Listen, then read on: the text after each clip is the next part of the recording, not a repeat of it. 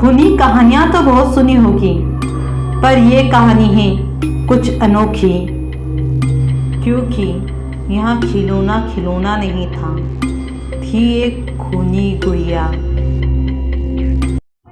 अरे क्या मजाक कर रहे हो?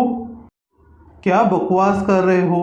माना कि भूत की कहानियां देखते हो तो इसका मतलब वह अपने दिमाग में घुसा लोगे। अब गुड़िया भी खूनी गुड़िया लगने लगी कि पापी गुड़िया की कहानी सुनाकर मुझे डरा रहे हो? नहीं पापा, वह गुड़िया सच में खूनी गुड़िया है।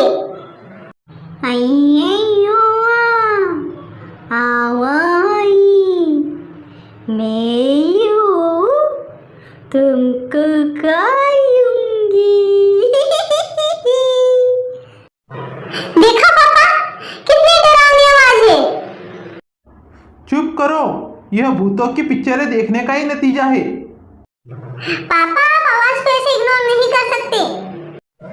देखो, यह आवाज गुड़िया से ही आ रही है। अय्यो आवाई मैं तुमको खाऊंगी। हाँ आ रही है, पर मैं पागल नहीं हूँ। आज साइंस ने इतनी तरक्की कर रही है कि वह ऐसी 1000 गुड़िया बना सकती है। और मैं बहुत थक चुका हूँ। दिन भर ऑफिस की टेंशन और यहाँ रात को तुम परेशान करती हो। रानी, रानी, क्या हुआ? मैं सोने जा रहा हूँ, पानी रख देना। ठीक है। आप तो पानी पिएगी अम्मी। सोनू, ये गुड़िया स्टोर रूम में फेंक के रहा, यहाँ किचन में लाकर फेंक दी है। तो अब दिखे ना तो इसके इतने टुकड़े करूंगी, दिखेगा भी नहीं कुछ। मम्मा, यह गुड़िया जादुई गुड़िया है। आज के बाद अगर भूतों के नाटक देखे ना तो मेरी चप्पल रहेगी तुम्हारा गाल। जाओ सो।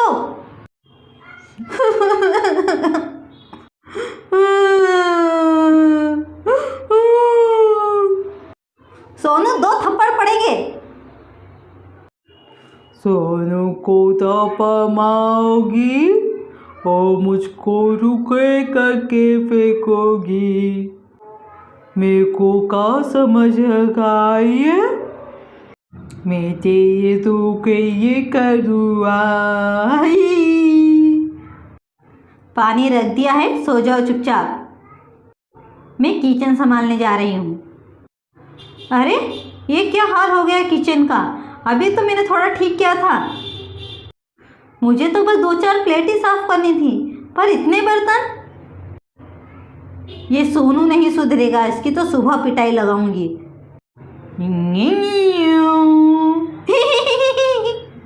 सोनू, अब मस्ती नहीं। मैं सोनू नहीं आई, सोनू नहीं हूँ। अब ये गुड़िया यहाँ किसने रख दी? एक तो पहले ही काम पड़ा है और यह गुड़िया यहाँ पर आके रख दी। यह कहकर वह गुड़िया को फेंक देती है। तभी लाइट ऑन और ऑफ होती है। अरे क्या हो रहा है? रानी चीखने की कोशिश करती है, पर उसके मुंह से आवाज़ भी नहीं निकल पाती। और चाकू से वह गुड़िया रानी को मार डालती है और उसे घिसते हुए ले जाती है गार्डन के बाहर।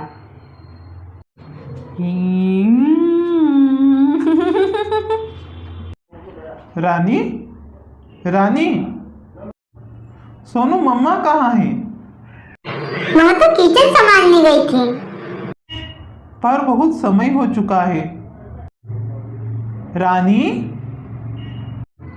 रानी को ढूंढते हुए नितेश बाहर आता है, पर उसे रानी नहीं दिखती, बल्कि दिखते हैं खून के निशान। यह खून के निशान कैसे? क्या रानी ने किसी जानवर को मार डाला और उसे बाहर फेंकने गई है, वो भी इतनी रात को? नहीं नहीं, मुझे देख के आना होगा। नितेश बाहर जाता है। उसे वही डरावनी आवाजें सुनाई देती है। कौन है? कौन है? तभी सोनू भी आ जाता है। क्या हुआ पापा, आप बाहर क्या कर रहे हो? मुझे घर में खून के छिट्टे दिखाई दिए और दरवाजा भी खुला था, तो मैंने सोचा तुम्हारी मम्मी यहाँ आई होगी। पर यहाँ तो वही आवाज आ रही है जैसे तुम्हारी गुड़िया करती थी। बोला था ना पापा मैंने, वह गुड़िया जादुई गुड़िया है, वह बोलती है। देखो देखो पापा, वह तुम्हारे पीछे है। कारण, मेरी मौत का कारण। अपनी खुशियों के लिए दूसरों की खुशियों का गला घोटकर बहुत अच्छा लगता है ना। एक बार भी दया नहीं आई मेरी उम्र पर, मेरे माँ बाप पर। पापा यह क्या बोल रही है? बताओ बताओ अपने बेटे को। जब बताने में शर्म आती है तो वह काम किया क्यों? देखो मुझे माफ कर दो, मेरे छोटे से बेटे का क्या होगा?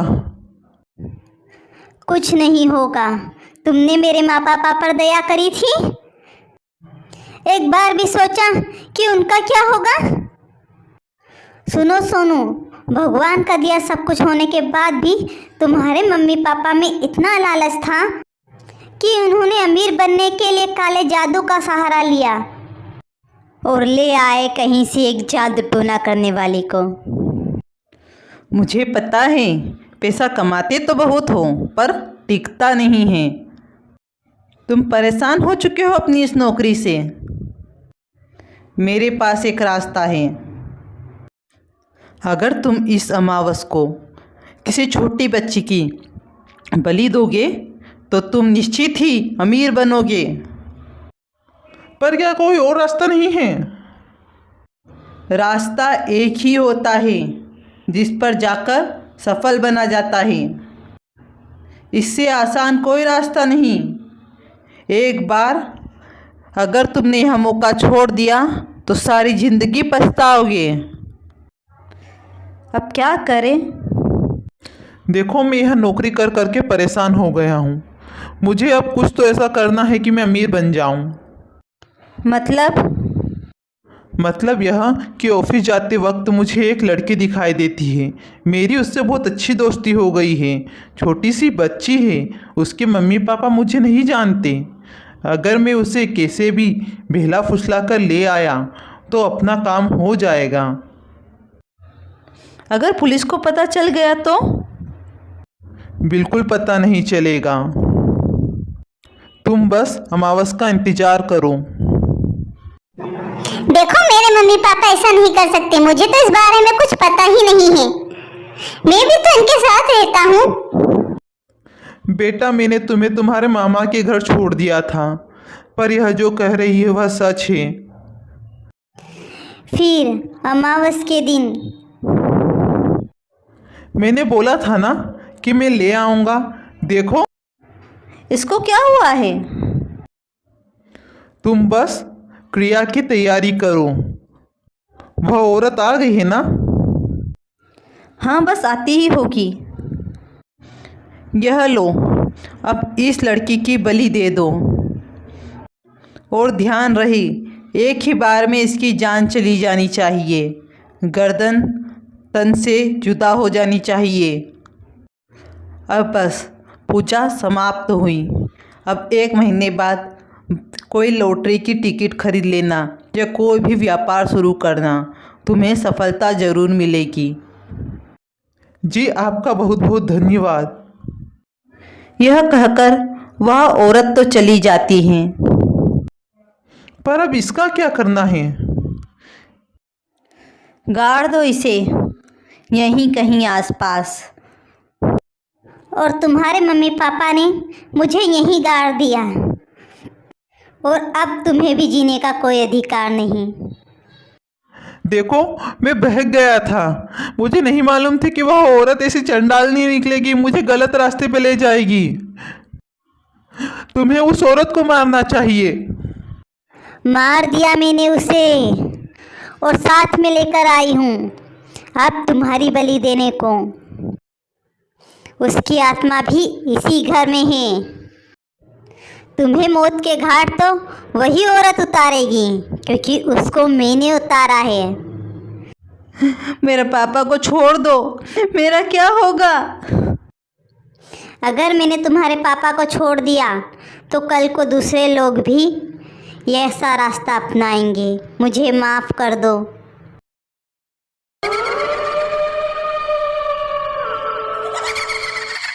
और इस तरह वह औरत उस आदमी का भी भयानक अंत कर देती है।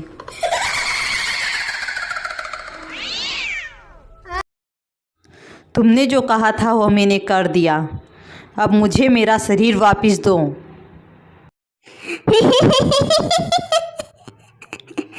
तुमने सोच कैसे लिया कि अब तुम्हें तुम्हारा शरीर वापस मिलेगा?